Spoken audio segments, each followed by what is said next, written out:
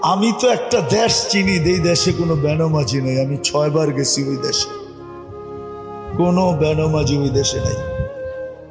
এটা আমার প্রথম দিন প্রমাণ হয়েছে। আমি প্রথমবার যখন যাইতেছিলাম আদিস আবাবার থেকে ইথিওপিয়ার থেকে আমার ফ্লাইট ছিল, আমার পাশে যিনি বসা ছিল ও প্লেনে পুরা দাঁড়াইতে পারতো না, ছাদে লেগে যেত।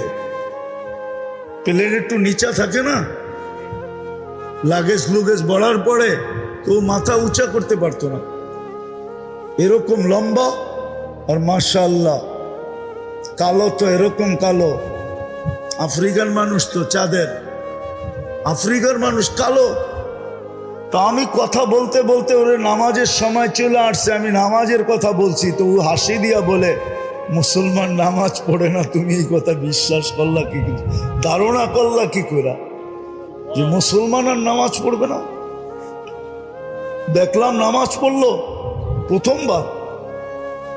তো আমার দাওয়াত ছিল ওর বাড়িতে, তো নামাজের সময় আমি গেলাম, তো বলল চলো আগে নামাজ পড়ে নি পরে খাবো।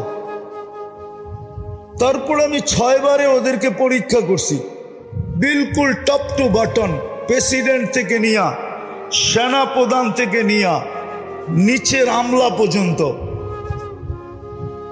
একজনও পাই নাই নামাজের আজান কানে ঢুকছে আর বলছে নামাজ আগে কাজ পড়ে। আজান কানে পড়তে দেরি, চিৎকার দিয়া উঠা